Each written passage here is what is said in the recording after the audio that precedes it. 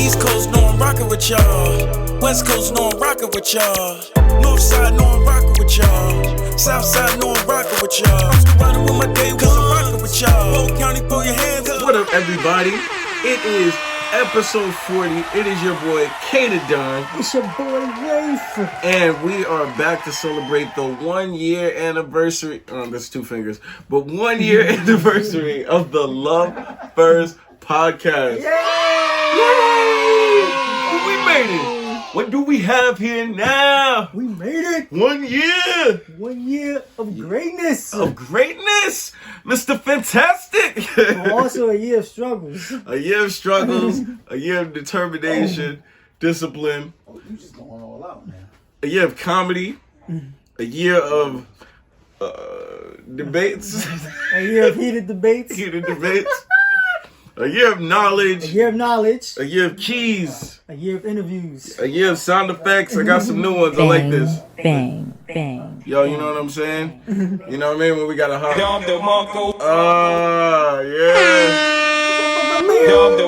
It's going down. It's going down. A year of new sound effects. Yes. A year of, man, just a lot of things, man. Accomplishments, man. On this, we did this June 1st, 2020, in the middle of the pandemic. Yes, sir. We wanted to encourage people. But even just in this year, a lot of things happened in our lives personally, in our careers that got to showcase. On the podcast, where we're doing the podcast, we got to announce, we worked with Kid, right, who worked with G-Unit, Lil Wayne. We got him on our song Superflow. Make sure you download that on Spotify, Apple Music, all streaming platforms everywhere. With Snoop. We worked with Snoop Dogg, did the announcement of Snoop Dogg, which is on katadon.com. Coming out on Kwame Says Hi. But if you want to hear it now, you got to go to the website. But yes, it's coming to Spotify, Apple Music, every single platform soon. Yes, there will be music videos. Yes, it's going down. We just encouraging everybody on this podcast. Yes. To be independent thinkers. Independent thinkers. Yes, Hold on, another major accomplishment, right? A second son. You know what I mean? Oh, yeah. Been doing that. You know what I'm saying? Facts. He out here too. He in the studio. He out here. Still in the studio. Still in the studio. Still in the studio. Still working. Yes, you know sir. what I'm saying? 40 episodes, over 70 videos. Oh man, it's truly a blessing, you know. Shout out to God, you know what I'm saying? First of all, for even making this happen for us to be here, you know what I mean? And, you know, quick prayer, man. Thank you, God, in Jesus' name, for the opportunity to do your will, inspire others, to continue to touch the podcast, to grow for our careers. Let us move in your name how you want us to. Let your will be done. In Jesus' name, we thank you. Amen. We have some interesting topics to talk about. And then, of course, we have our very special guest, a music supervisor, Adonis. That segment is coming up. So all music artists, make sure you're paying close attention if you're trying to make some real money off your music. Real money. And more than making money, you should do this because you want to get it out to the people. There's some songs you never heard of until you heard it into a movie or you heard it in a television show. Then they love it forever. Like, get your music out there, man. Put yourself out there. Facts. Oh man, it's just, man, beautiful stuff, man. When we just look back on it, everything we had to overcome, the growth it took to get here.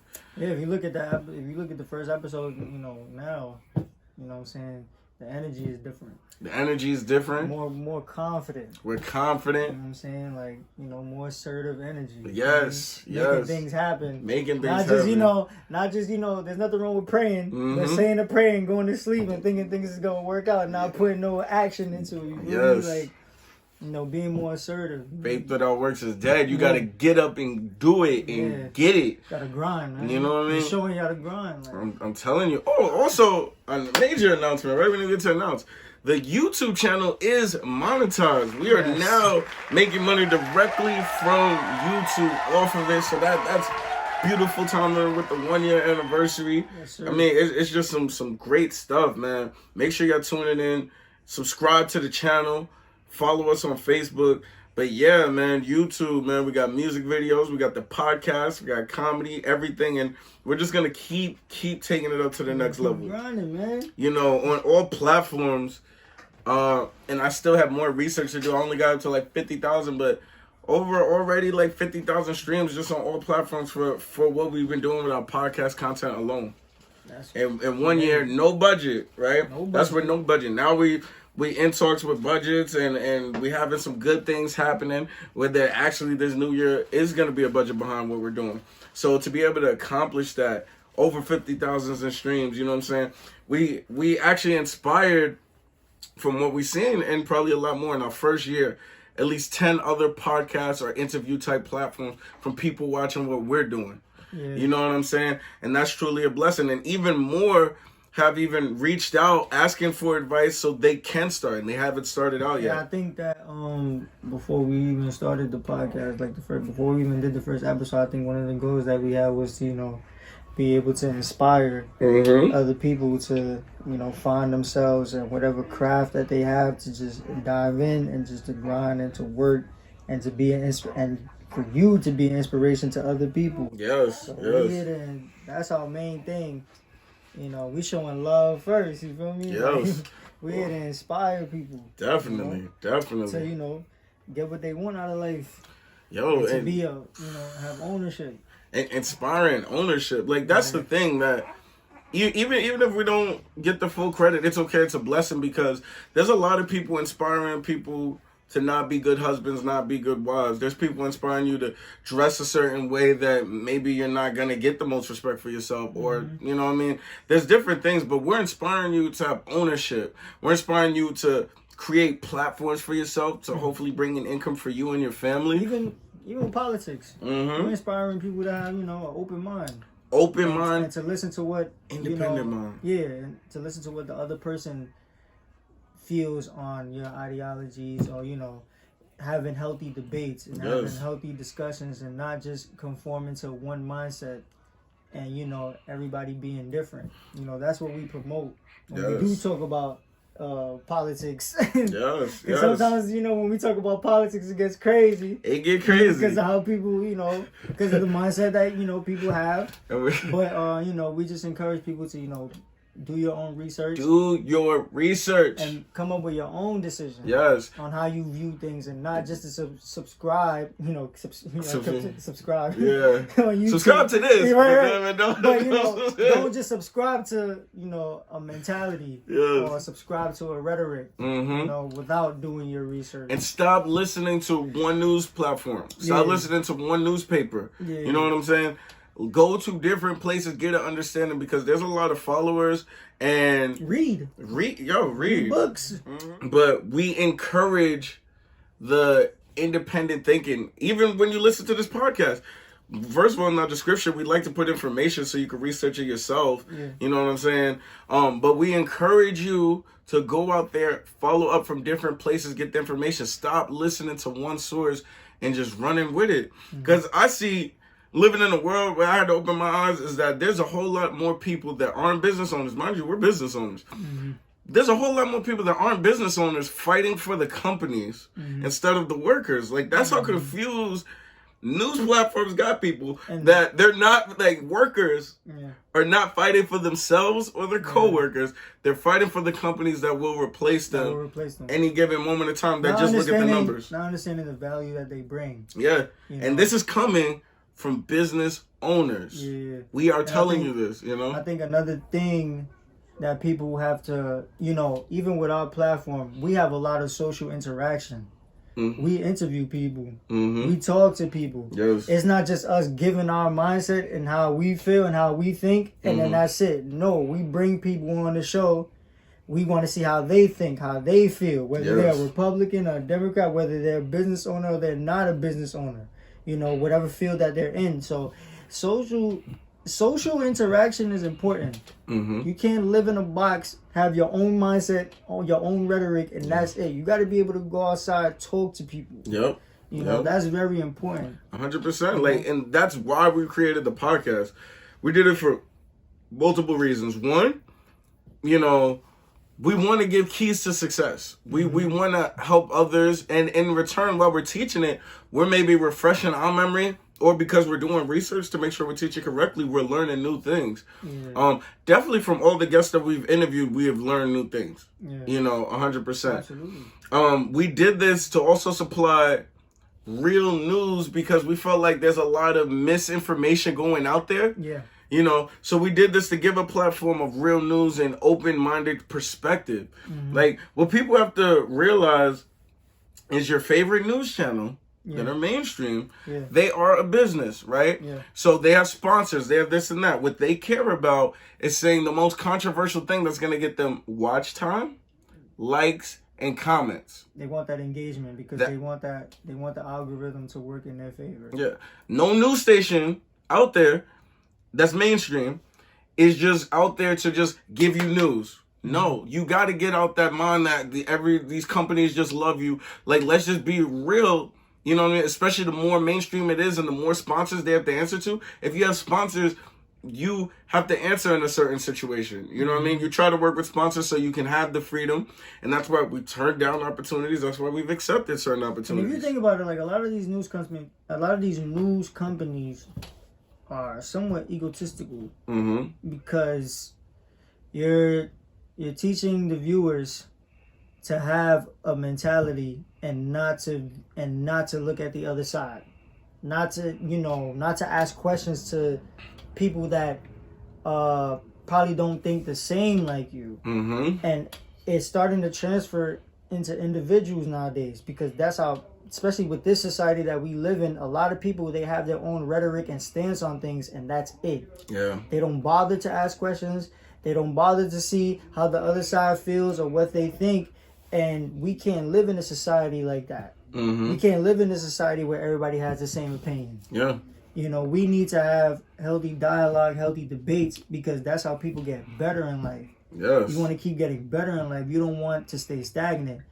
And one of the reasons people could stay stagnant is having this egotistical mindset. That if the group that I hang out with, or, you know, if I get into an argument with somebody, like if they don't think how I think, that person should be erased off the face of the planet. Or that person should get canceled. Yeah. You know, I listen, man, like, I got to think for cancel culture. I don't like y'all. I'm just keeping it a buck. I don't like y'all. You know what I'm saying? If you're part of cancel culture, I'm not going to sit here and say I don't like you. I'm going to ask why. I mean, the first question I would ask is, why are you part of cancel culture? But it's just like, you know, for you to want to cancel people because they don't have the same stance as you is one of the reasons why we made this podcast. Yeah. You know what I'm saying? Like, you can't have that kind of mentality and think that that's okay. Ask questions. Like, you know, ask questions to the other side of why people think this way. Stop assuming that you know why they think this way. Yeah. There's different reasons. You know, I go on different platforms, different political sides, and I ask questions to every side. You know, and what I see is like both sides are being lied to, and they kind of just run with it from lack of research, you know, because they just trust the platform. But you have to understand, like, you may say you trust CNN, MSNBC, or Fox News, or whatever the case is, but do you also trust Coca-Cola, Sprite, Apple? These are the people they got to answer to because they're sponsors. You know what I mean? Like, even if there is a mainstream journalist that wants to do the right thing, they work for the company. And they'll be like, yo, well, that's nice you want to do the right thing, but this gets more comments and views. This gets more watch time. If you don't do this and have the ratings here, we're getting rid of you. We will pay someone else that will do that. You're not self-made, so if this is what the path you decide to go down, we could just easily replace you. You know, so... And, you know, and what I encourage, and I'm not saying everything out there is false. You know, I'm not going to put my opinion out on that one. But I will say, do research. Back up your research, you know. And shout out to everyone that's been inspired by this podcast platform. Like, this was a vision from God, right?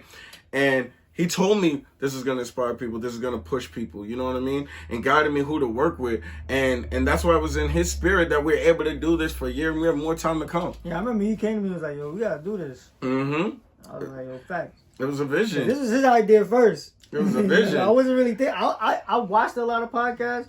I probably never seen myself on one, you know? And you can probably see, like, the growth of me, like, in the beginning till now. Yeah. But, like, you know, I'm glad you came to me with this idea, you know, because... Definitely. I mean, I don't even see it the same without you, you know what I'm saying? Like, we build with this, and I've never done a podcast before. Yeah, I did music and this thing, but this is a whole different space and thing for me, you know. And I was inspired by even seeing you've done things in the past just on your YouTube channel where you talk to the camera. And even as being your family member, I've seen a different side of you. I was like, oh, wow. Very philosophical. Because I talk to people. Yes. You know, like, social interaction is important. You know, being able to talk to people, see where they're coming from, you know, and understanding how you can help them, how you could be an asset to people, not just seeing what you could gain from people, but how can I help the masses? Because I think a lot of people, they get into this habit of, you know, I need this, instead of asking yourself, how can I help? What can I bring that would help the masses? Yes. You know what I'm saying? Yes. That's the most important thing. That we want to help. And that's why I encourage, look, everyone that just started different media platforms, from podcasts to interviewing people or whatever it takes, it's a lot that goes on behind the scenes, in front of the scenes. And we've learned from one, doing research before going into it, but we've also went through situations that we had to learn from. Like, instead of L's, I call it learning lessons. Like, we took learning lessons. So I encourage you, if you have a platform and we inspire you any shape or way, one, interact and support us, right? Because you want more things out here like that, because we're giving you keys. But feel free to reach out to us so we can give you this type of advice. Like, if you're doing podcasts or media, like, trust, we are not your competition. That's not our goal. Like, our goal is not to have the best podcast in the world. You know, we're not going to make it easier for everyone else to have the best podcast, because we put a lot into it. But that's not our goal. Our goal here is to help you monetize. Just like how we've been building, we get keys to success. In every episode, we grow to a different level. You know what I'm saying? We put it out there. Yeah, we're giving you the blueprint. We're letting you know the behind the scenes, this is what's happening. We're letting you know up front, this is what's happening. So these are real keys. This is what we've been using. This is how we're able to stay consistent, how we're able to stay disciplined, how we're able to say no to certain situations, how we were able to say yes to certain situations. And I would say too, like, doing this podcast every week has taught me a lot of mental discipline. Facts. You know? Facts. And I'm looking forward to it every week. Yes. You know what I'm saying? Consistency. Yes. Like, we got to do this every week. Oh, man. You know? And I should have mentioned this earlier, but oh, man, we have as a present for you on our 1 year anniversary, because we know a lot of people that listen to us are music artists, right? Yeah. So we reached out to a music supervisor that we respect. Now, for those of you who don't know what music supervisors can do, they are the people that they decide what music goes into the film or television show or even commercials. That's how you get real money. That's how you get real money. Off your music. And guess what? You don't have to be on a Beyonce level to do that. Nope. Sometimes I actually prefer to work with independent artists, because if you can get that sound and vibe that they're looking for, it's obviously going to be cheaper than going to Beyonce. If you could be one of those type of artists that your songs is good for movies, boy. Yes. You'll be eating. Yes. Especially the interview that we had with the music supervisor that we talked to. Like, yes. He dropped a lot of knowledge and insight on how to get your music, some keys, into these places, into these rooms. How to get it into the room, how to make profit, and how to put yourself in a position to make your career profitable independently. Yep. You know what I'm saying? Without having to go to a label. Easy, without having to go to a label. Because we don't promote you going to knock on the doors of these labels.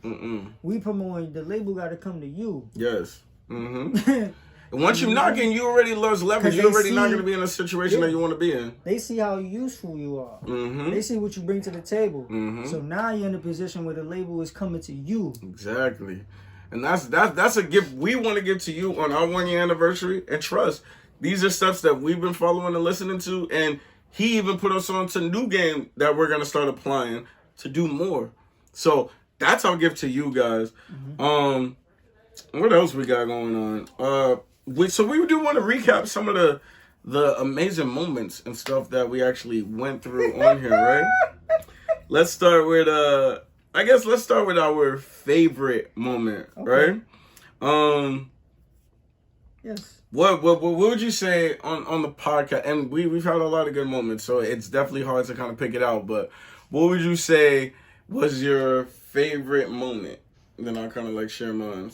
I think we have the same one. Let's see. I think my favorite moment on this podcast is when you had just released Butterfly Doors. Yes. And I my think same that, favorite moment. Yeah, it's funny because like we did think of like yeah. But like I think the release of Butterfly Doors, and I think when we was preparing for the episode for that day, you had came to me like 2 days before, a day before. You was like, "Yo, I want you to interview me a little bit," and that was kind of like me getting my feet wet with the interviews. We had done some interviews before, but it was solely relying on me. I had to interview. You know what I'm saying? So you kind of like, and you put me on the spot, but it's all in good faith because I know I'm gonna come out a better person when you challenge me and put me in little uncomfortable situations. I don't like doing interviews. But I'm kind of getting comfortable with it. I'm kind of getting used to it. But I think that was one of my favorite moments because Butterfly Doors are just coming out.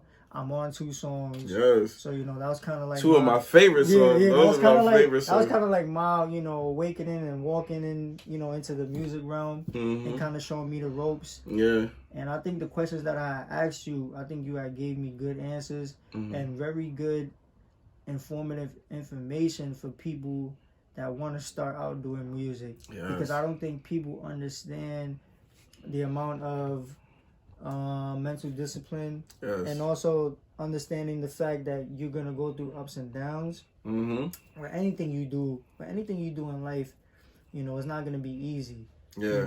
It's going to be ups and downs, but if you can stay consistent even when it's raining, even when it's, bad days, then you could come out on top, or you could at least get to a place where your talent is doing something for you. Yeah. And that's one of my favorite episodes. Yeah, honestly. And that logo. Yeah. For the album. Oh yeah, shout out. Like. Want to say that was Mike Davis.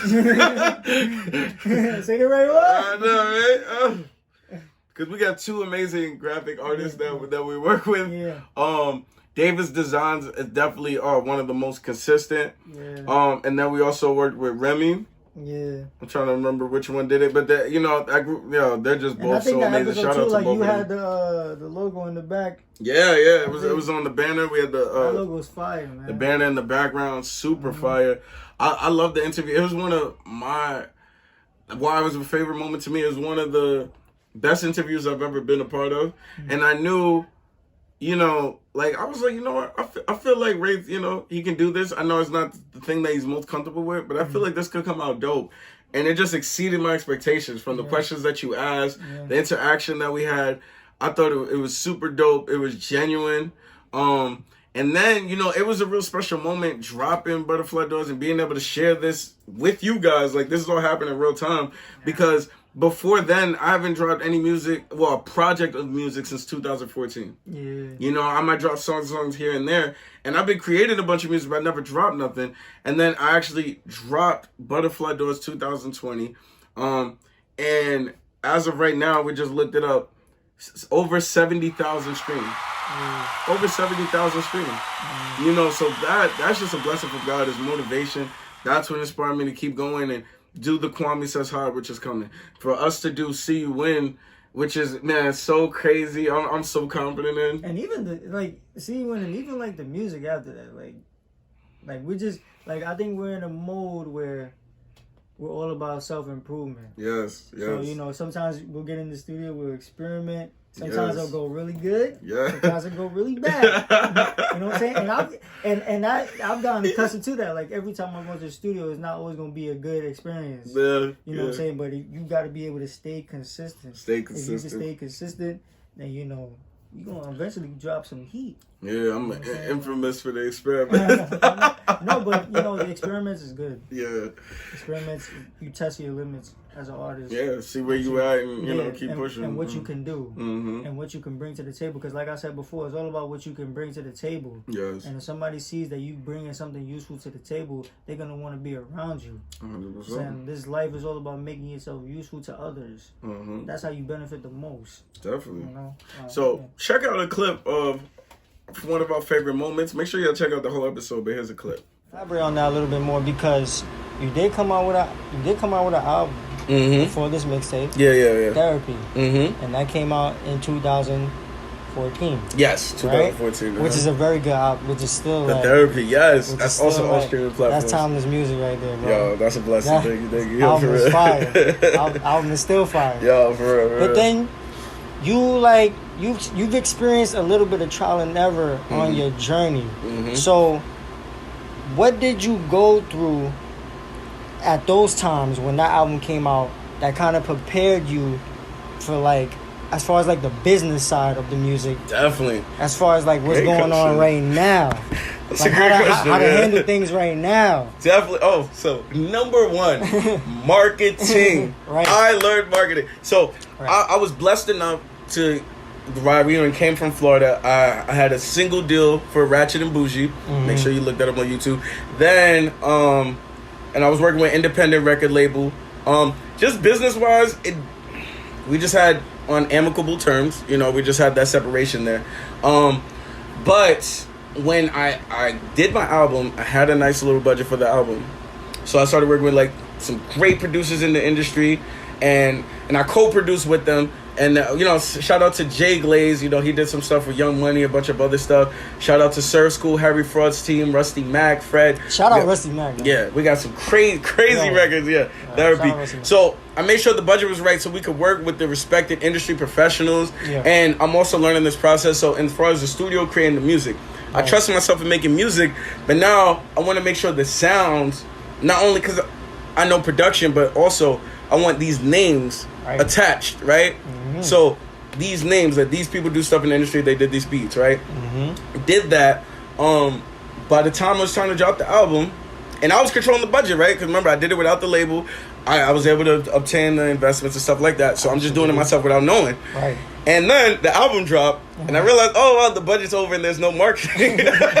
So I was like, oh, wow, so nice music doesn't automatically just go viral. But this is the crazy thing. And this is why I asked you that question. Yeah. Because sometimes you have to experience trial and error. For sure. In order to do it the right time. The next. Is out on Spotify, Apple Music, Tidal, Amazon Music, Pandora, TikTok, and a million other places. I might come with a list, but we'll be here forever. Yo, Butterfly, go! All right, so we're back. Now, let's kind of get into one of our... Well, all right, so funniest moment, right? And as we were going through the episodes to pick it, that's how I know it's the funniest moment, because we were cracking up just like watching it, right? Yeah. Shout out to J.U. Double. You know what I'm saying? He was a guest on this episode. Shout out to the cameraman for that episode. Shout out to Pedro. Yes. Man, we had some good angles in there, but one of our funniest moments was this video we were reacting to where Bow Wow, he had real beef with Soulja Boy, and someone actually wanted to make it more dramatic by adding sound effects to that. Yeah. So check out the clip here. Now you stepping out of your lane once again, so I might have to smack that ass. You know what I'm saying? Like I said, it's messed up. Talking to Soulja Boy. You got homies around to talk to them and teach them and tell them. So it's kind of like your fault because you 18 years old. I can see you a grown man, so I'm hoping you can handle yours like a grown man. Cause I'm the handle mine. You feel me? So hold up, pause it right there. You can tell this shit is mad old. Look at the Bow Wow hat. That shit all the way up here, man. No, he do look bad. Yo, I think this is when he has beef with Soulja Boy around like 2005 or so. Well, hold on, man. Hold on. Look. Bow Wow's getting real right now. Let's dive in. Let's see what's going on. Hey, no, you're done. Oh, shoot. Don't call me. I'm like T.I. What he saying, AT? I don't want to kick it with y'all. I don't want to skate with y'all. I don't want to do nothing. Cause now it's on. I got a record I'm about to drop. But I already pre-recorded because I knew you was going to come up, fumble up on some bullshit. And when this record dropped, it's tombstone for you, little homie. You all gonna lay roses on your coffin. He said coffin? Yo, he said he about to lay roses on it. He said I'm gonna lay roses on your coffin. Alright guys, we are back with the Love1st, anniversary. 1 year, baby. Going crazy. Ha-hoo! We are now going to go into another clip of the most heated moment. I'll give a little description. You know, we was having a debate. This is when the Black Lives Matter march was going on, and you know, there was a lot of marches going on, but there was also a lot of burnings of businesses, and a lot of people had difference of opinions when it came to the Black Lives Matter marches. Like, who were some people that had some... on the podcast who had some differences? On the podcast, well, in the beginning, we used to have Reaven. Shout out to Reaven. Shout out to Reaven. We used to have him on the podcast a lot. He had made a guest appearance. He was on because I guess he was he was out of state, yeah, in Alabama. So he's on the TV. And we had the World. The World. As you know, this is where we shoot. Shout out to the World Studios. This is where we shoot, you know, the podcast. And you know, they got into a little heated debate. You know, we kind of got into it too, but we kind of, you you kind of, try to put this, try to end it. Peace, try to, move us on, try to get us timely through the topics. So, we want to see what y'all think of the clip. I think it's the most heated, discussion. Exchange. Yeah. I like that. Right. So take a look at this clip and let us know what you think. Do this this huge thing that the white president has done for black people specifically. Right. And people are and the racism continues. People are rebuttaling with facts and then not hearing the other side of the spectrum. Yeah. We do got to close up on this topic. I do want to give you at least like 30 seconds, Reaven, to just kind of come back to what was just said. And then we're gonna move on from this. Yes. I do want to recap. When I was saying, no, demonizing and stuff like that, first of all, the pity party for black people, I don't feel bad for nobody. The simple fact that I have 3 master's degrees, okay? I have 5 degrees in total. I was special education. I told somebody, it was at an industry party for producers that work at Gotham. And he started crying because God put on my heart. He said, I just came out of nowhere, and I never said this in my life. I'm not intimidated by anybody's white skin. The reason why I had said that was because that was the energy he was projecting. And you know what happened? He started crying. The second thing that I want to touch on, when we talk about them or they, I don't know who them and they are. So if we're going to talk about it, I don't know who them and they are. The racist. People that are racist. But guess what? We're being... Okay, so and let me tell you something. How productive has this conversation, not only on this podcast, but prior to this? We could talk about racist all day long. I personally would feel, and I'm going to say this live on air, you could be as racist or as ignorant as you want to be, just as long as you're not hurting people. But the problem is that the racism is costing lives. Let me finish. It's costing lives. If you want to go... It's costing lives. Don't you see Can that? I finish what I'm saying? This racism that you're so blatantly ignoring is costing black men their lives. How do you explain that? Because I was actually not done what I was saying. Let's hear it. Can you listen before you speak? Let's hear it. What's going on, guys? We are back. Yeah. Love1st. 1 year, baby. Subscribe to the channel, baby. I am back. We are back with the I would say the strongest message. Yes. I feel like. And every episode has a message and has a key. So I think this was the hardest one. Every episode has a key, a message, but I feel like to me, this is the strongest message because this was, shout out to Derek. Derek, CEO. Yes. CEO, ground up credit repair. Doing his thing. I've liked the Facebook page. Yeah, me too. I respect what he's doing. Follow I think he's him. great. Yeah. Every time we have him on the podcast, he goes crazy with the information. He will be back on the podcast. Non-stop information in terms of credit, minds, everything. The whole nine. But yeah, I feel like the clip that you guys are about to see, to me, is the strongest message. Very informative on credit and enjoy. To have credit and to maintain it and to be able to maintain it, like how life-changing do you think that would be like for the youth? Like people like that are teenagers and things of that nature. Going into their adult years. Super crucial. I feel like that. I feel like if they don't give a class on it, I feel like that's what the guidance counselor should be doing. Right. To be honest, like give us a little tips on credit and stuff like that. But it would be super crucial if you tell these 17, 18-year-old how credit cards work, how store cards work, how student loans work, because of course they just tell you to go get these student loans. They don't really tell you how these student loans work, how they can affect your credit, and what's going to happen after you get out of school. They just want to, push you to go to a good college, get this student loan because that makes their school look good. So if you teach these young kids how to manage their money, how to manage a credit card, by the time they get out of school at 22, 23, or however long they're in, you're ready to take on the outside world. Because when you get out now, you're $40,000 in debt. And then you're gonna get a credit card. You're gonna probably run up that credit card. That's gonna be your first credit card. You're not gonna know how to use it.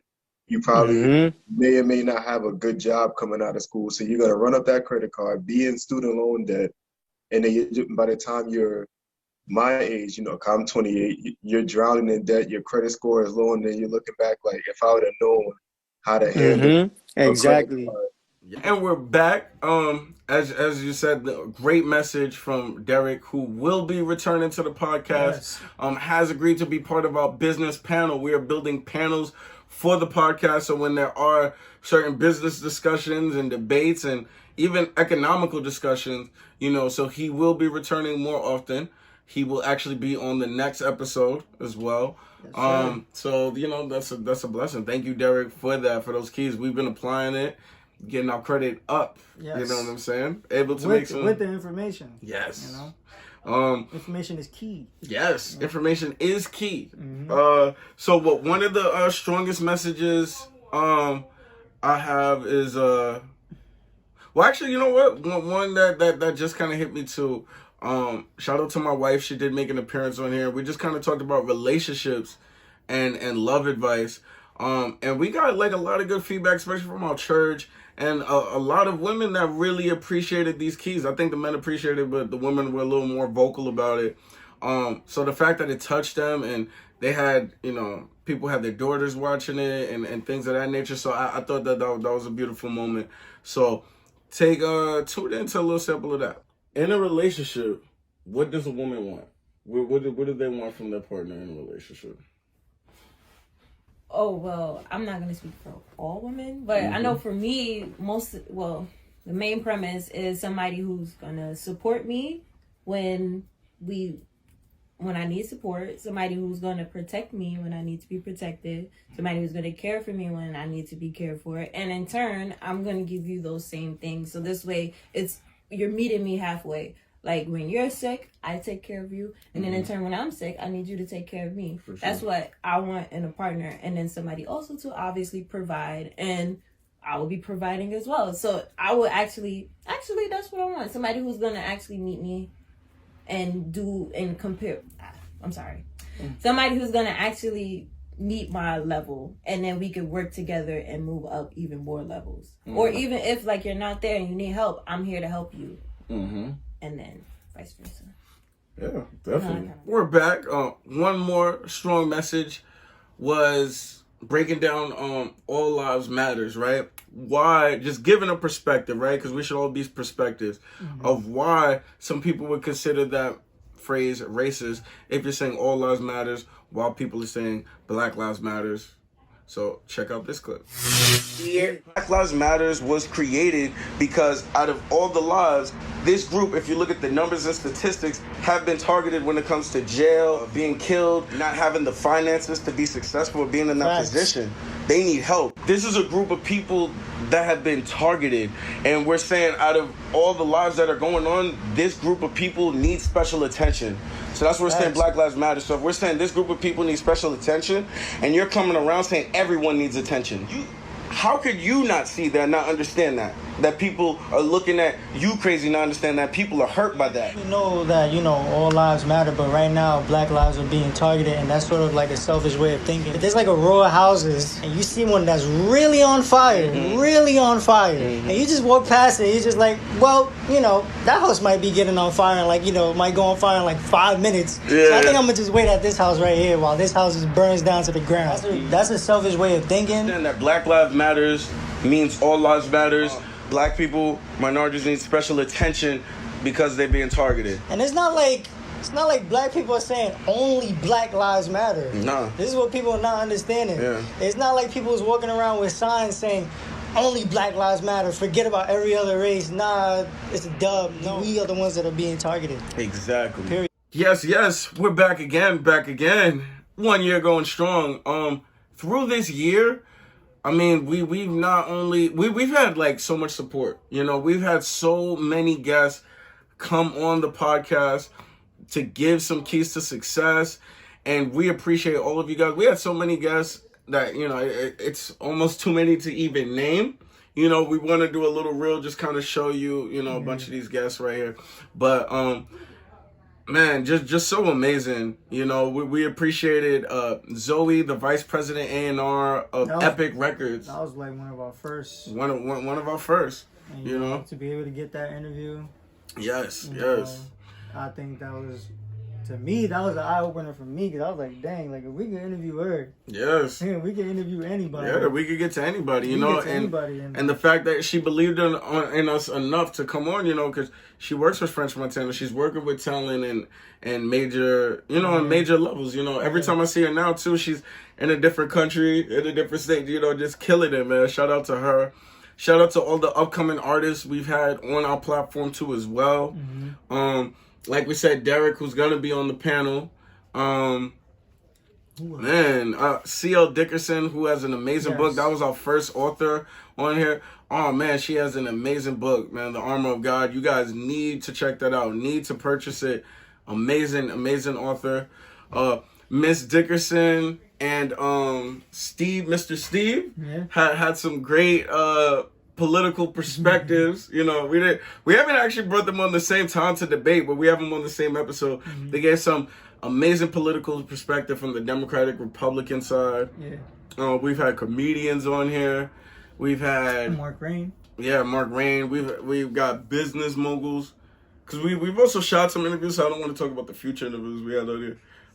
We've had multiple millionaires on this podcast giving advice, so they're really giving you keys to success. Like, we've had millionaires on here telling you this is how you do it. The thing is, with all these interviews, there's a certain similarity. You know, they're preaching about success. They're preaching about preparation. They're preaching about management. They're preaching about all these things that we talk about. Yes. A lot of these things that we talk about, they're literally reiterating it in their own way. Yep. You know, so it's not cap.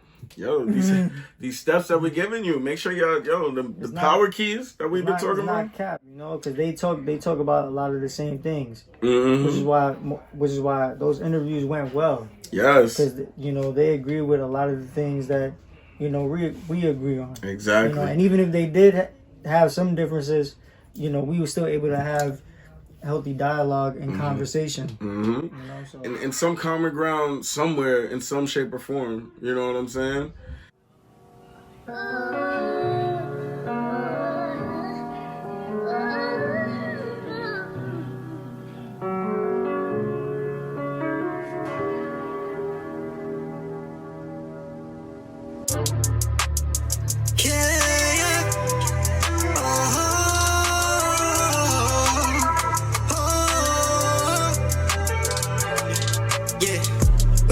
Love1st like a podcast. Put the work in, tryna make it last. Seen enough deaths, I don't need no more. It's like our nation tryna start a civil war. We gotta show love first like a podcast. Put the work in, tryna make it last. Seen enough deaths, I don't need no more. It's like our nation tryna start a civil war. Black, Latin, Indian, Asian, and white. Whole lives matter, but let's get it right. There's a specific group of people needing help right now. Matter, yeah, no, calm down. So can we get together, stop the hurting right now? It's getting too political now. If you had enough of it, then stop with the blackouts and the non-support, and push focuses on businesses we should support.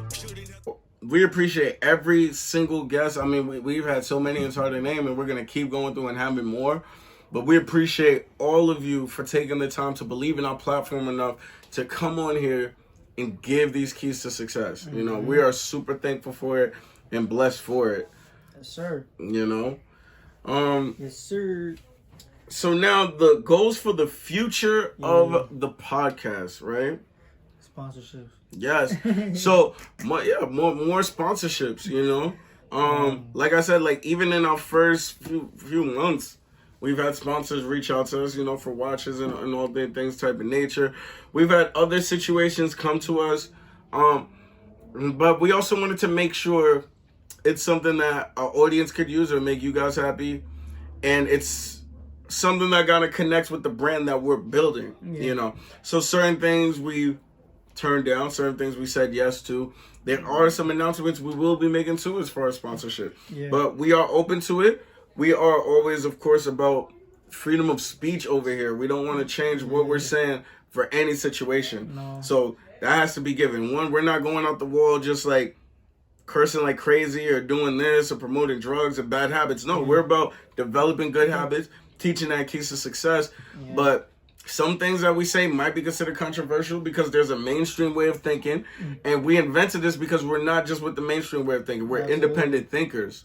I think another goal for this podcast too is just dropping more keys on having ownership. Yes. Because I think that's the thing that's being talked a lot today. Mm-hmm. And you know, we are part of that. Mm-hmm. We're a part of, you know, ownership and being able, you know, to have your own stuff. Yes. So that, you know, if you do say something that's controversial, you can't get fired because it's your own platform. Exactly. You know what I'm saying? Yes. So I think that's another goal too. Yeah. You know, just dropping more knowledge. Just, you know, being useful to the masses. Yep. You know, and having more people get on our program and to understand, you know, where we're coming from. Yes. Yeah.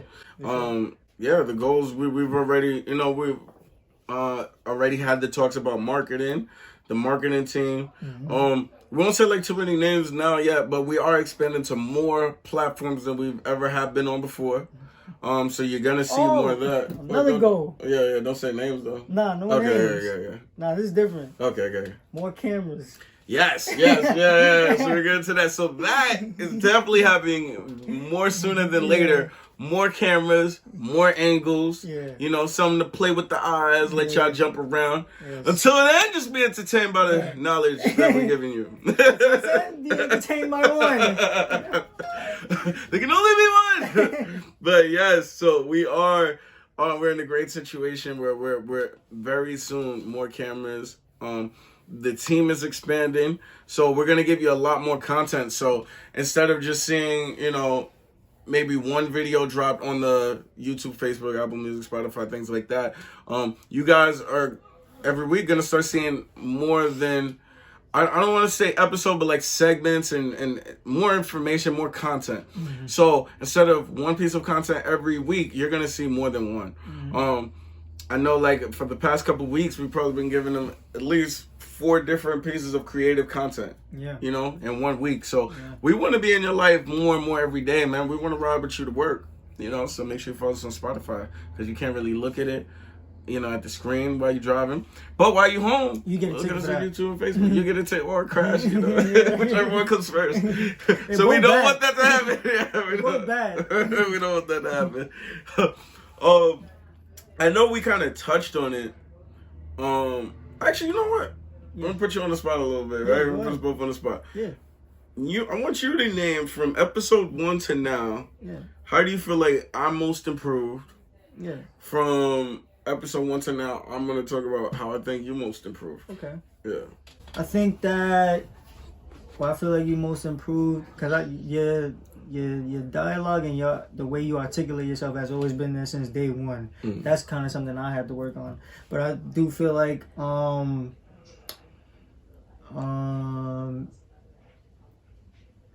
because I never went with you to every event, you know. Mm-hmm. But for me personally, I feel like when you interview other people, you're a really good interviewer. That's really good. Yeah, you're really good at, you know, you may not necessarily have the question right there in your notes, but you may come up with that question as you're having the conversation with the person. Mm-hmm. And I feel like from the first interview we had till now, it's becoming more and more natural. Yes. Yeah. And to the point where it's not really an interview. Mm-hmm. When you're speaking to these people, it's more of a conversation. Yeah. And I think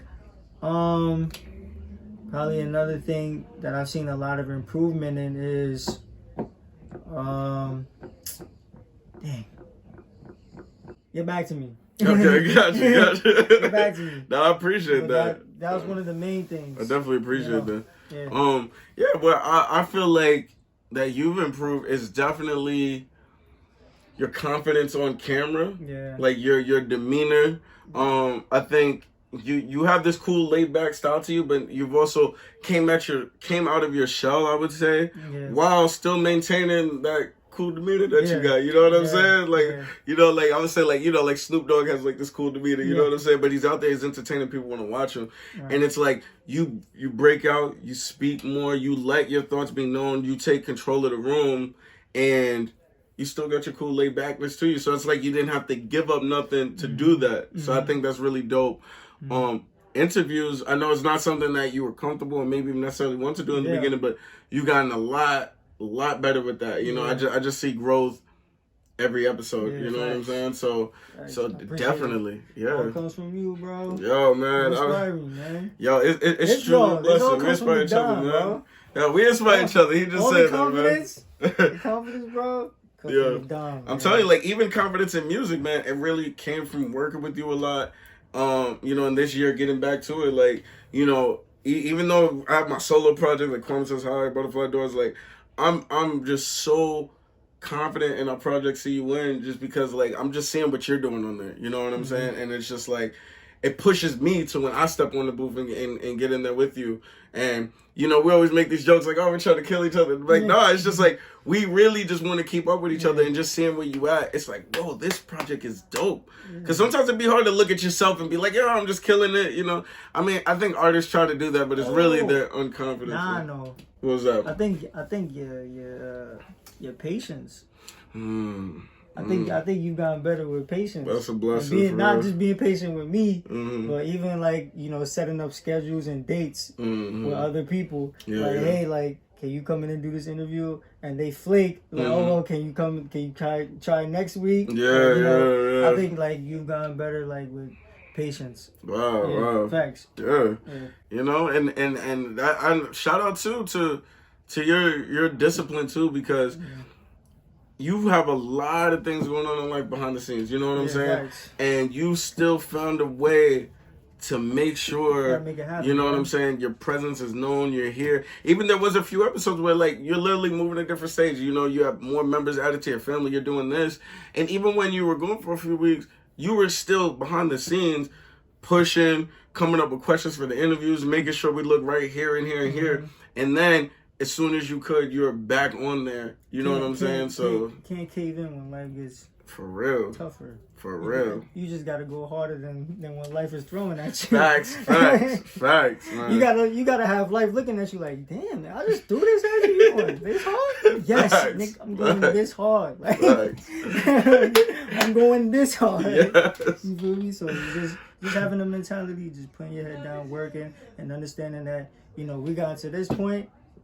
You know, you even told me like, you know, like I didn't even realize this is the anniversary. Now we just gotta forget everything we've done. Yes. And go harder. Yes. That's the same mindset 100%. I have when, you know, when I come to work to do this with you. You know what I'm saying? Like, exactly. Go hard. Like, you know, like this is our time that we celebrating. We have like a nice meal celebration. We have our people in the background studio. So we're celebrating today. But just like you said, just what we were talking about earlier, like after today, we got to forget that we did a year in this, and we got to keep going. After today, we just forgot we got drafted. Yeah, facts.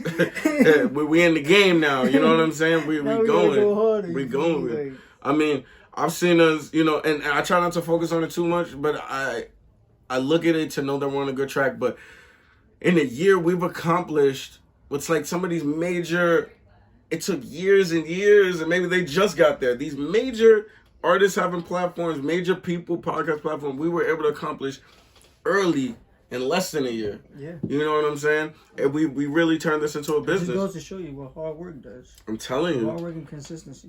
But Facts. I always preach about every episode, even when we dropping keys, that doesn't really pertain to like hard work and consistency. Like when we talk about time management, we still talk about hard work and consistency. Yes. Because that's really important. It's so important when you have when God blesses you with a gift to be able to take care of it and handle it properly, you gotta have those things. Yes. Internally, you gotta have those things. Gotta have it. Because you won't reach what you want to reach if you don't have that. Yes. You know? So take a look at the growth from episode 1 to now. Yes, sir. So in the beginning, we obviously had 3 hosts. You know what I'm saying? Yeah. Shout out to our brother Reaven. He actually released a video that he wanted us to check out. Since he did here, it is our 1-year anniversary. Let's get to it. Let's get to it.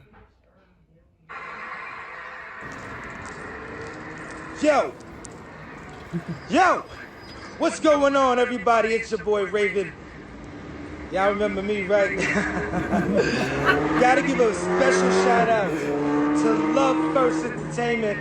So proud of Kwame, so proud of Wraith. Y'all doing it real big.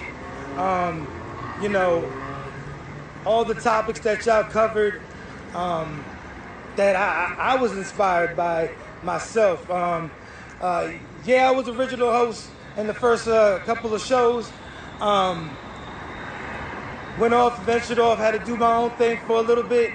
But wanted to say that it was an honor to be a part of such an amazing group of talent, and just straight up rawness. You know, y'all never were scared to be yourselves, and that's what encouraged me and my show, Revelations, as well. But we also got a little bit of a surprise. Raven's back. Love1st Entertainment, Mortal Reaven, Wraith. We all gonna do it all together again, baby. I'm coming back. We're gonna make it to our 100th anniversary of episodes, and we're gonna fill in the blanks after that. But I want to say, baby bro, I'm proud of you. Keep doing what you're doing, and Raven's back, baby. Love you, little bro. Yo, so that's what's up, man. Shout out to Reaven. Shout out, brother, younger. I'm the younger brother now. But so much love to Reaven, and that's what I want people to see, because people.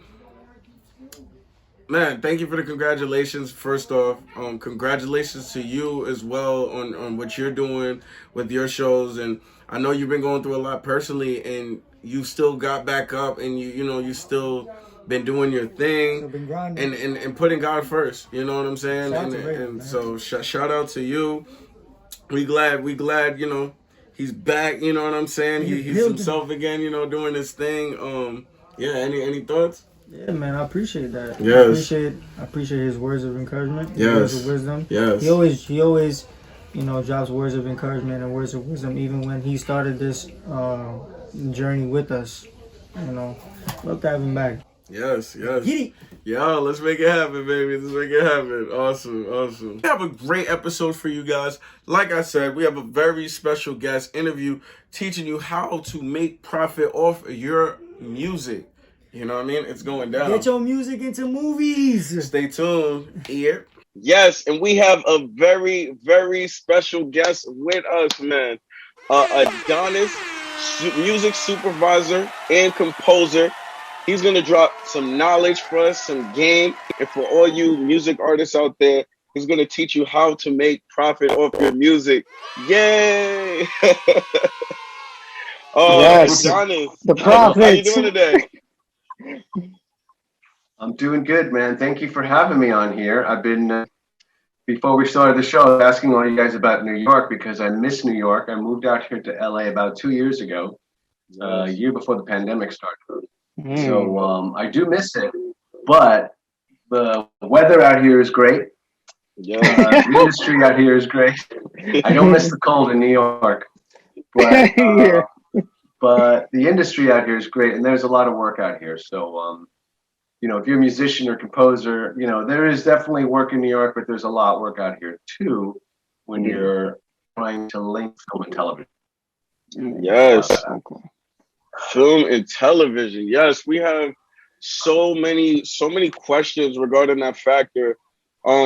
because especially with like music stream sales kind of going down and album sales just in general, one thing that I would kind of like preaching to any other musician that I could meet is, hey, get your music in film and television. That is where it's at. And one, you have a company that can, you know, pay for rights to use your music, and then it's not necessarily charging the fans up front, so they get a double dosage of your music, you know? Absolutely, yeah. And it's something that a lot of artists are doing now because they need to make an extra stream of income. Even if you have your songs on Spotify, you know, you're getting maybe pennies for each play. Yep. So unless you're in heavy rotation, you want to make money, get your songs into film and television. And there are many ways of doing this. You know, and it's not, I know it seems like it's a you know, like a long dream. It's not. It's very, very possible to do it, and it's fairly simple. You just have to go through the steps and do them. So yeah. Actually, since you kind of brought up the steps, what one of my main questions is, what is the role of a music supervisor? And then also, if you could kind of break down, what are some steps the artist can take to work on getting their music, you know, to music supervisors? So basically, a music supervisor is someone that is hired by a film production company or a filmmaker or a producer of a TV show to handle all the licensing of the songs for the film. Have to go find the songs, find the composer too, which will do, you know, like who does the background music, but then they need all the songs. So they have to find the artists, get them placed in the thing, make sure everyone's approves it. And then once the songs are approved, then they have to go through all the administrative work of contacting the artists and then coming up with an agreement for how much it'll be, or, you know, actually placing it here, and then you make the agreement. So it's basically handling all of that. And one of the ways that we find music is through music libraries. Another way is a lot of them look at Spotify playlists. So having your songs on Spotify and iTunes or Apple Music is very good because they do scroll on there and they look. But some hip stuff for like a show, then they're going to look on Spotify and do a search for hip hop and go through everything. But often they will go to music library because it's a little easier. The problem with Spotify is that they're like, okay, I like this artist, but I have to contact this artist. It's hard to get in touch with him. With the library, it's easier because they already have a signed deal with that artist, so they can automatically get in touch. So it's much better. So there are many libraries accepted, so it'll be easy to get in touch with them. So I'm sorry. No. I was waiting for you to finish. No, because you talked about how like types of music that you probably look for. So like in terms of like movies or TV ads, do you like look for a certain type of song in the genre, or does it just have to sound good? It depends on what they need for the show. So I was recently working on a show on HBO called Generations. It's a new one. Okay. And they needed hip hop for various scenes. There's a scene at a party, a scene where the guy is in his car and he's just listening. So they pretty much ask you what they need. So the filmmaker will be like, I need this. The word should probably be this, or I only need drums only, no vocals. So they'll tell me, and then when I do the search, it'll be according to what they specifically ask. Right. Okay. But yes, in terms of sound, it's got to sound good. So that's the first thing. For any artist there, your stuff has to sound good. It's got to be polished. It can't have noises in the background. I know I once had a guy send me music and a song on his playing a guitar with his phone. I could hear his dog barking in the background. And it's kind of interesting too, because you were saying, you know, music supervisors will look at Spotify, but mostly the libraries because the information is set up. What are some libraries that maybe artists can reach out, because that's where you guys are looking to try to work out deals to get their music on there? Like, what are some popular libraries? Well, there are many. There are a lot of them. So I would suggest just doing a search on the internet, type in music libraries, and you will see dozens and dozens of them. But I can spout off a few which I know off my head. There's one called APM Music, APM Yes, 8 p.m. Mm-hmm. So have a search on that. There's another one called Heavy Hitters Music. There's another one called, it's a Wolf Music, DE space Wolf, WOLFE. Those are just like a few examples. There's another one called Signature Tracks that I've worked with a bunch. These, actually Signature Tracks does a lot of reality shows. Mm. And these are based in New York and LA. It doesn't really matter where they're based because they'll just accept your music. I mean, even if you sign up with one based in London, it doesn't really matter. Yeah. So if you look on the internet and you find them, you can go on their site. You can either call you, but I'm sorry. You can either call them or email them. They usually have at the bottom of the site. There's usually like a submission protocol, which explains how to submit your music.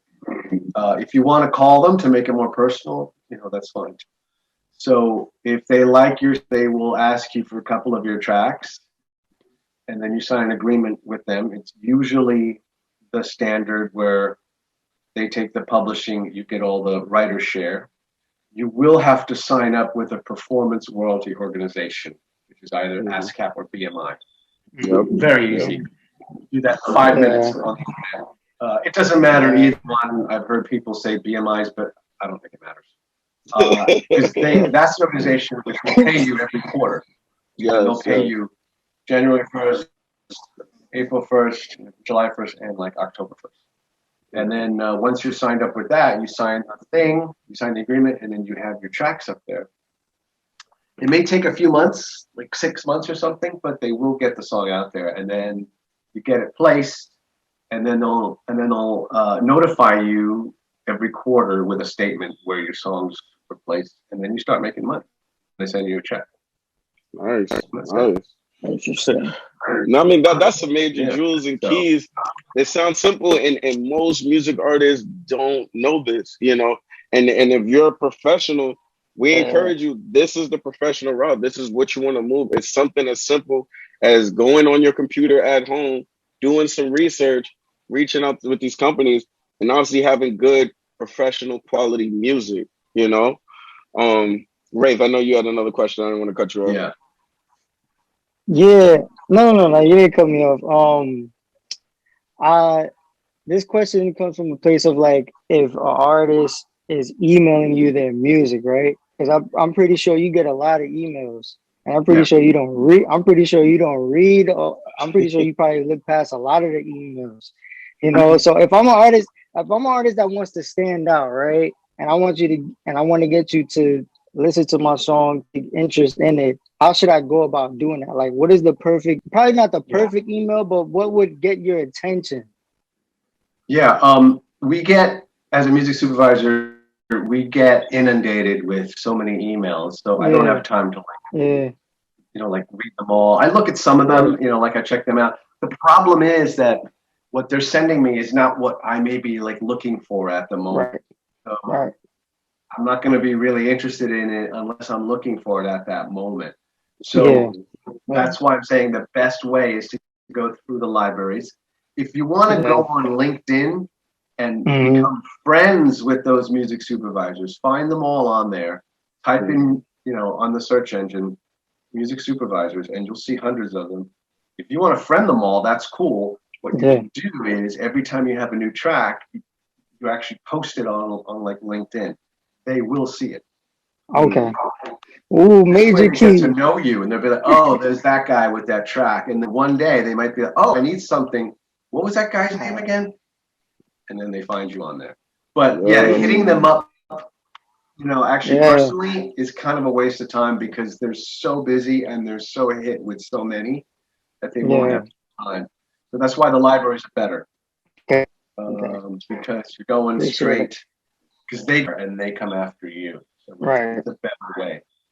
So, but that's just one way. Another thing to do aside from film and television is advertising. You really want to make some money. If you do get your song into a commercial, which the libraries do as well, but it's also good to get in touch with that.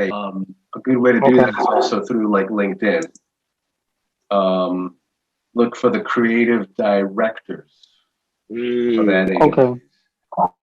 Okay. And just friend them, you know? Okay.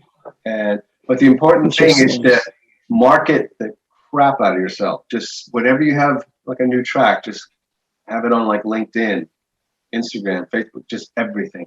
Okay. Just have it out there so that it's visible. And it can be your Spotify link or your whatever. It doesn't matter. Yeah. So yeah, it's all about marketing. That makes a lot of sense. You know, to creators out there, don't just have it on one platform. Make sure you're bringing it to multiple different platforms, because you never know where you'll get discovered at. Like, hey, maybe you're on Instagram, haven't seen too much traction there, but Facebook you might get more. LinkedIn you might get more. Spotify. So the more places you can put your content, the better chance you have of it getting discovered. So don't get discouraged. Just keep staying persistent. Be consistent. Keep putting it out there. You know. Let's dive a little more into Adonis. You know, what is your particular speciality, you know, that you do get booked as music supervisors consistently? I mean, like, what is something that like I prefer, you're saying? Well, I guess what do you specialize in? You know, like, so out of maybe like different music supervisors and this and that, like, what do you bring to the table personally? Yeah. Well, in my music supervision work, it's basically been only the projects that I've been assigned to. So I've right now we got this HBO show called you know Generations, which is a lot of like hip hop and pop music. Other times I was working on NCIS years ago, so that was a lot more heavy tension music. So that one's much more different. So it depends on the project that is brought to me. I still do some scoring work, and I still like write for film and television. So yeah, it depends on what the show is. But my specialty in what I write is more for, film and TV tension. I do some orchestral, I do some pop, rock and stuff, When it's a genre that I'm not too good at, like jazz or something else, I will call other friends to like help me out. And here's another important tip. If you're an artist, whether you do hip hop or rock or something, once you're in with these libraries and they like you, they may start calling you and be like, hey, we need something by Friday. Have you got something that sounds like this? They'll usually call you, if you're a hip hop artist, they will call you because around that genre. But on occasion, they might call you for something that's not really in your genre. If that happens, don't say, no, I don't do that. Never say, yeah, I can do that. And then call a friend who does that and then have them help you. Yes. Because if you come across like, oh, I don't do that, then they may not call you again. But if you do other stuff, they'll be like, oh, wow, like this guy is on the ball. Whenever I call him, he delivers. So, yeah. Strengthening relationships. They may ask you for just like a beat or something, or like something else. Because when you hand in your songs, they're going to ask you for the instrumental versions as well. So they can split it up. Because maybe they only want your drums, or maybe that they like that intro with that cool bass line, and that's all they want. So they want a no vocals version and all that. So then they have all the splits or stems, as it's called. But on occasion, they will call you. So I've had many times where they call me and ask me for some jazz stuff, and I can fake jazz, but I have a lot of jazz friends, so I call them. I have them help me, and then I split the money with them. So always actually do that. Make sure you have a lot of friends in different genres. That's the point. So if you meet somebody who plays like the trombone, just become his friend. You never know. Yes. You may need him someday. Got the sax players on deck, all that. Oh, I know a trombone player. It's this guy who lives in Queens. I know him. Whatever.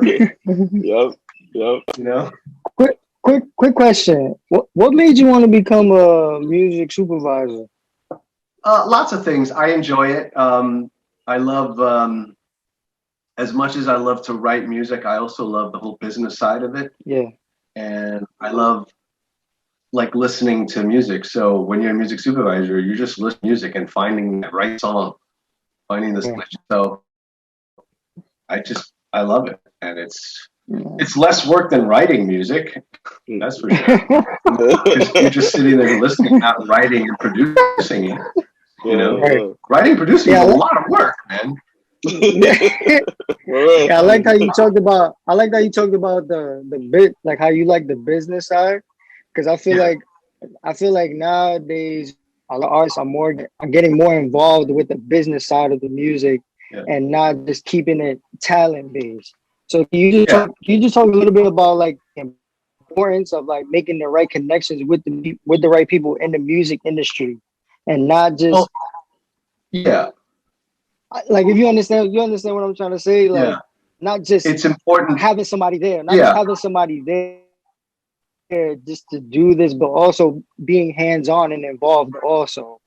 Yeah, it's important to know the business, because you know, on top of it, people out there who who are not always very honest. Right. You know, there are people who, I've heard many stories of, like a lot of people who got screwed. Mm-hmm. So it's good to know the business, get to know it. If that's not what you love, at least just get an idea of it.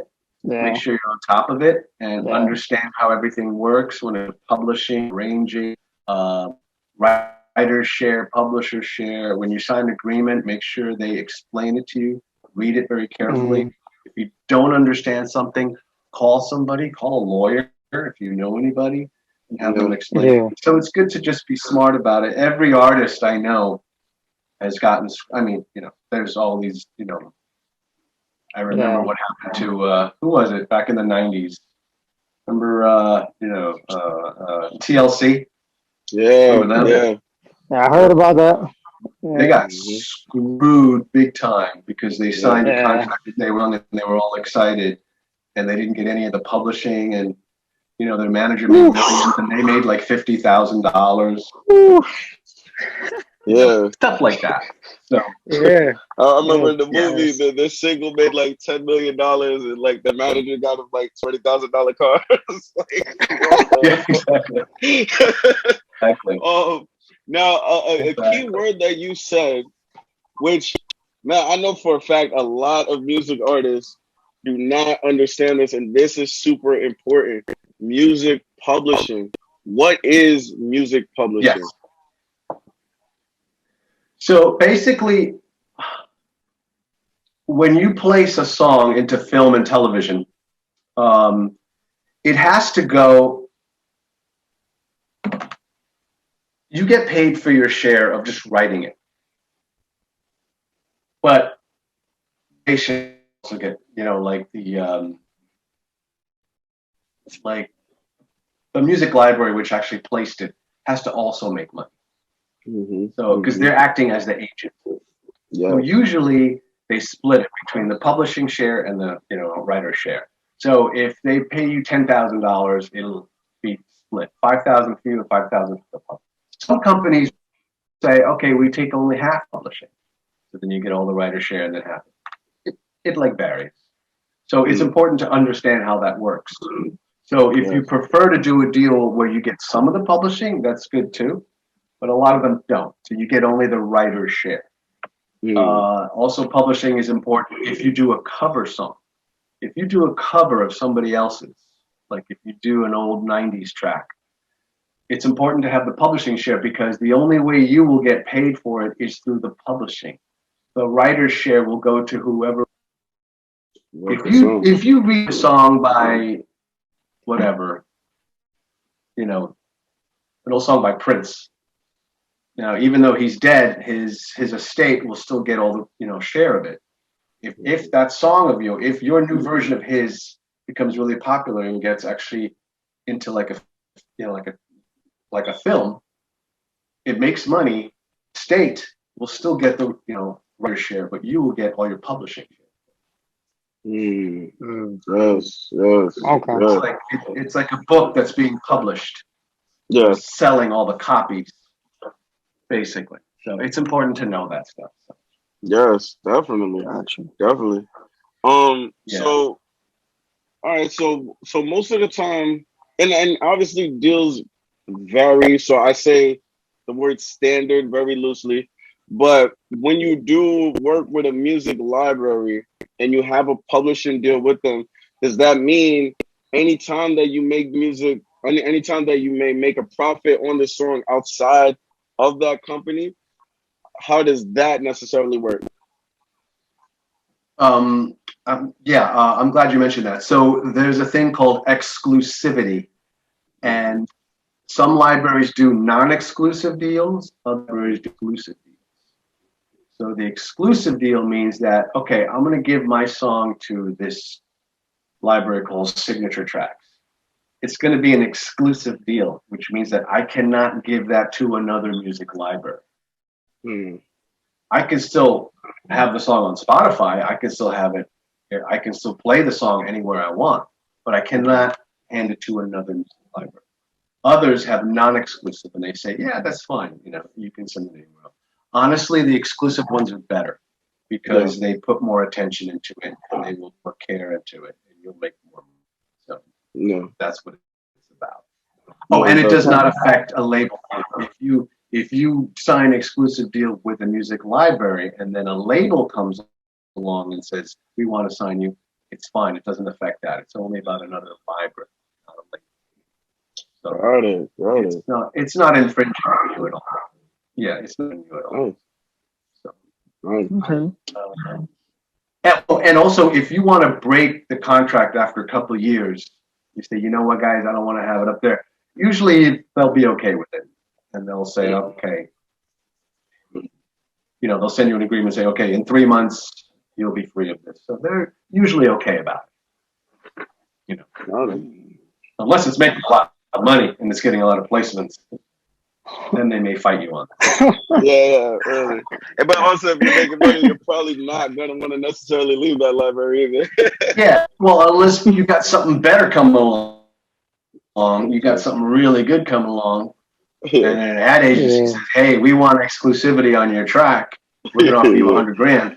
Then it might get funny. Then it might get, And those things have happened, but these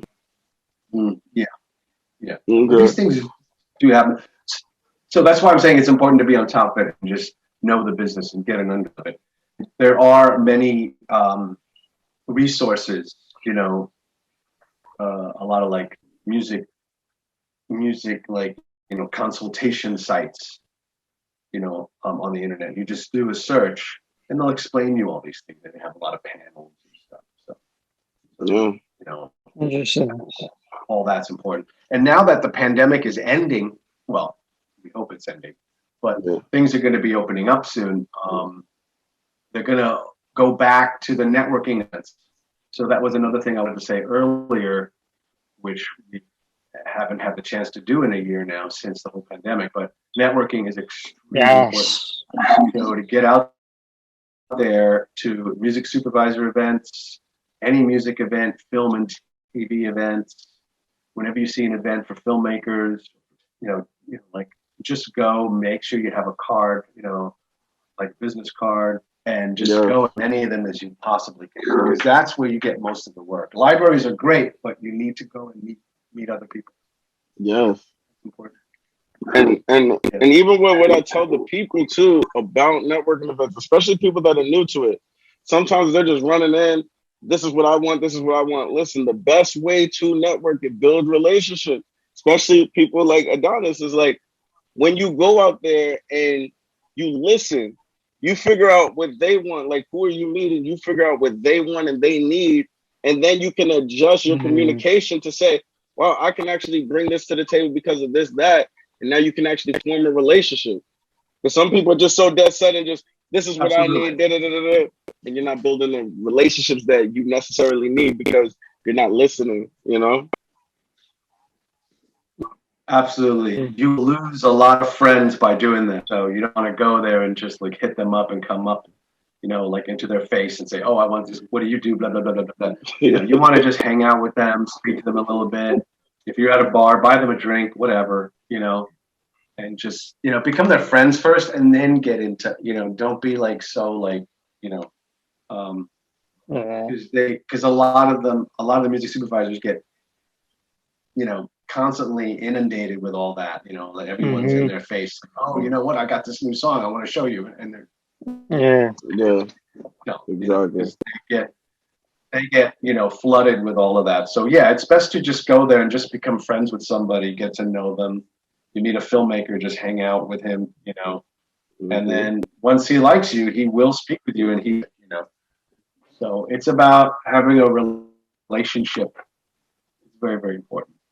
So I know that I think New York is opening up July 1st. Here in LA, we're opening up June 15th. So I know they're going to be planning some events end of the summer and the fall. So go to meetup.com or go to like look for any networking events for, you know, like music supervisors, or music industry, film and TV networking events, and just go and just become friends. And don't expect to get a job the first time. Just go and make friends. Yes. It's a process to just go and make friends. And if any of you are in LA, we're going to have a lot of them happening in the fall. You know, there's a lot of them over in Hollywood and downtown. New York has a bunch of, I mean, that's how I met you, man, in New York. Yes. Event. For sure. We were saying, you know, before the show started, we were saying how I can't even remember how I met you because so many of them. Yes. Just running around. Yeah, and in New York, it's obviously much easier because New York is so much more accessible to get around. So, yeah, I was going to like 3 of them a week. Yes.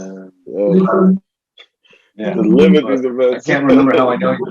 I can't remember. Same thing. We were like even before the podcast started, we were naming a couple events that we go to. We're like, well, I have been there. I've been there. We couldn't like specifically point out the exact one, you know, because we're running around to all these events, you know. And we definitely want to come out to LA, hit up some events with you too soon, you know.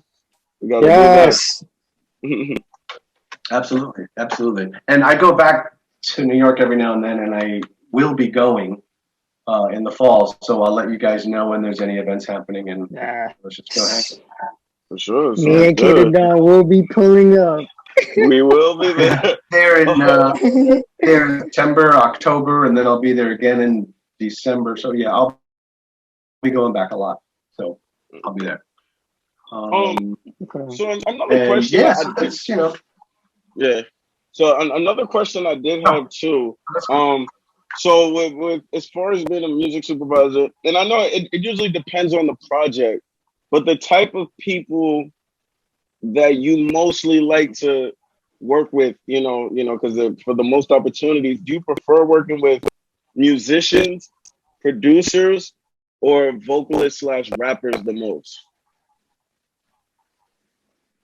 I mean, as you said, it varies on the project, but usually it's easy to work with producers because they have everybody and they have the like home setup, and they can like make a track at home. So here's another thing. Yeah, if you have a home setup, you know, you don't even need, I mean, you don't need to see thing, you know, you just need a Mac and like, you know, like good actual programs, you know, audio interface, keyboard, and that's it, you know. So if you can create some stuff at home, it's very important. And again, that'll help with the libraries or the music supervisors. If they call you and say, hey, I need something in 48 hours. If you have a home setup, get out. If you don't, then you have to call your friend who's got a place in Brooklyn, and then you got to set up. So, yeah, so it's good to have a home setup. You know, it helps. So that's why I'm saying, if you have your home setup, that kind of makes you like a producer, and then it's just easier to work with them because they have access to things. They can make a track in 1 hour. Hey, I need this in an hour, and they can do it. And if you can throw together some beats in an hour, you know, That's cool. They'll ask for that a lot. Like, oh, I just need a beat. I just need a groove. Bass and drums. And it's easy to do that, if you know. So, yeah. So at the end of the day, I would say producer. Okay. Yeah. What's so your my last genre of question music? Okay. Oh, okay. Sorry. No, my fault. Let me ask one more question. I'm gonna let Wraith end the question. Okay. Sure. So my last question, then Wraith, you got the floor. Is what was your favorite gig that you've worked on so far, and why? I had a lot. I've been working on when I did some stuff for NCIS. It was a lot of fun. I also worked on a show called Mayans. It's on the FX channel. Okay. Like Sun, and I did that through a music library. And then I've also been working with another library on a show on the History Channel. It's called Pickers. It's a weird show. It's a weird reality show. It's these guys who go around the country and they buy old stuff and then they just resell it. So they buy old junk, they fix it up. So I've been doing a lot of tracks for them, and it's fun because it's easy stuff. It's easy like Americana, like folk stuff. I play guitar and I crank out a lot of the tracks, and I just send it over to them. And I've been making a lot of money off it. So that's the stuff I do. It's fun, it's easy. So and you make Yeah. I was just gonna ask, like, what's your favorite genre of music? I mean, it's so hard because I love all genres of music. I grew up listening mostly to like 70s, pop and rock. I grew up listening to like Led Zeppelin and Stevie Wonder, and so that's where my heart is. Like the early 70s just had that sound, stuff. Okay. So that's me. Nice. I mean, we definitely appreciate all the keys to success that you have dropped. I mean, this is a podcast. I feel like people are gonna rewind, play back, pause, and keep going, because you literally dropped some jewels, and you made it so simple and easy. But this is just stuff that people just haven't realized or don't know, and lack of knowledge is why they're not able to get to the next level, or they're so discouraged. Like, hey, I've been doing music for so many years and I wasn't able to make a profit. And what you're telling us, these are the steps, to get there, Actually, even that actually kind of brings me to another question. I know I said I had a last question, but how were you able to break that mode of being an upcoming producer, an upcoming musician and composer, to actually being able to make profit off of that? How were you able to actually turn it into profit? Well, as I was saying, networking, meeting a lot of people, marketing, get yourself out there. As I said, every time you have a track, you just have to post it everywhere that you could possibly think of. LinkedIn is big. LinkedIn is huge. I don't think people fully understand what LinkedIn is. It's a monster. It's got a mind of its own, and it is a serious monster. You just keep on posting stuff on there, friend everyone. Facebook great for your friends, but LinkedIn is, it's no joke. So and just get out there, network, meet everyone. And just stay in touch, networking. Even want to ask me stuff, they can, just get in touch with me. They can go on my site. I have a site where I do a lot of music supervision and scoring. I'm with a team of two other writers named Mark Roos and Catherine Beggs. We're the company's called Cutting Room Music. So it's cuttingroommusic.com. Okay. Yeah, and if you want to email me, it's Adonis at cuttingroommusic.com. It spells out. So gotcha. That's ADONIS. Title there. So if anyone wants to ask me anything, and then on the site you can see some of the stuff I've done and how it works and how we do things. But don't forget about the ad agencies. Yes. Very, very important.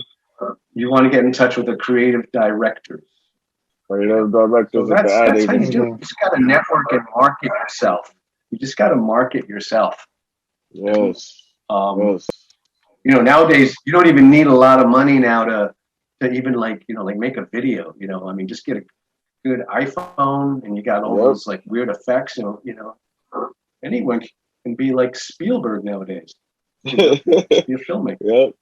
I tell people get started. Yeah. Stop making excuses for lack of equipment, lack of this. We live in a technology era where we can do more than ever. We can connect with people more than ever. And like you were saying, you know, you can use your phone and create something really magical and special. You know, so there's no excuse for anyone out there talking about, oh, I gotta wait for this, I gotta wait for that, because I see people that wait and they never get started. You know, there's no time like the present, and you know it's out there. You need to do it on yourself. It's all on you. It's all on you. You know, you can't just sit around and wait for stuff to happen. It's not like the old days when like a label would come and find you. You know, like back in the 80s, a label would come and find you and do all the work. It's not like that anymore. It's all on you. Yep. 100%. So, yeah, you gotta. Yeah, stop watching Netflix. Get some work done. For real. Stop watching Netflix and be on Netflix. Get yourself on Netflix. You know, but I'll tell you, in this pandemic, man, me and my wife, we got so lazy because we were like in quarantine. We watched every single Netflix show. We drank bottles of wine and just sat there. Been there. I've seen everything. I went from not knowing anything on Netflix to seeing everything. We got so bored. We were just laying on the couch, get really drunk, and watch us out. You know? Yeah, for real. No, it's time to get it. We back to work. Oh man, it was truly a pleasure, you know, having you on here. You know, we started this podcast a year ago. This is our 1 year anniversary. Oh, awesome. And, you know, thank you. And it's a blessing to have you on here dropping so many keys. We started this to give people keys to success, to help people be encouraged, you know, because we started during the pandemic when a lot of people were discouraged. So we wanted to encourage people, inspire them, and give them keys to success. And a year later, you're dropping major key stuff that honestly we weren't even 100% sure that we're going to apply to our own careers. And not to mention all the followers that I know are going to start applying that too as well. So thank you again, man. It was truly an honor. Yeah. And if I may, I want to say something very, very important. I've been part of an organization called the Society of Composers and Lyricists. It's thescl.com. They are an organization that helps composers get their songs into film and television. We all help each other out. We help each other find work. So it's thescl.com. We were holding events in New York. We have it here too. That'll also start up. I was helping out with the events in New York when I lived there like a few years ago. And one issue we had was that we weren't getting enough African Americans involved. And one of the reasons why they weren't, because they felt a little bit intimidated by the film and television world. They go, well, I do hip hop and stuff, and that's not really, no. Hip hop has so much orchestral vibe in it. It has so much of it, and it is used a lot in film and television. It has a very dramatic feel. That goes back to the 90s. That goes back. Remember Coolio? Okay, that background had a whole orchestral violin, like a whole choir. If you take the rap out of that, it's like an orchestral. It sounds like Beethoven. It's like So my point is, we don't want them to feel intimidated by it. The music that they are doing is perfect for film and television. It's very important. Yes. Wow. And it's a big part of it. Yes. So, Definitely. And most of the hip hop, especially the darker stuff, is so dramatic. It's very, very cinematic. It's extremely cinematic. It's like, it's got the heavy beat, like the heavy minor keys, like it's great for a movie. Yeah. Especially for action films. car chase scene or someone's being chased or something, you know, all that stuff. So Yeah, anyway, so the SCL.com. SCL. Yes, it's got a lot of emotion. So it's the SCL.com, THESCL.com. And that's an organization that has a lot of seminars and programs on how to get your songs into film, in films and shows. So if you go on that site, you'll see, and it's other composers who will help you. Very important. Wow. Yeah, we're definitely going to be on that ourselves. So I encourage everyone watching this podcast, get on that, get your music ready, get on that. Like you said, put it on all the platforms. All these websites that he named we'll also have in the description of the episode. So you guys can find it, click it, easier access, but come correct, get your music sounding correct and get it out on there on every single platform that you can. And like he said, network. You can network online. Now things are opening back up where you can go out to events, like you said, meetup.com, simple things like that. Any Google research, you can see what's going on in your areas. I don't care where you live, you can network somehow, some way, just put in that effort, Absolutely. Yeah, even if you're like, in like a small town in Arkansas, it doesn't matter, man. It's okay. Yes. Exactly. So that's the truth, guys. That's it. Man, you are the man, and we appreciate these keys. We definitely hope to have you back on the podcast sometime soon. And a year from now, yeah. And then a year from now, we definitely plan before then. But we definitely we're gonna be like, hey guys, we use this information and we're in a better position for it.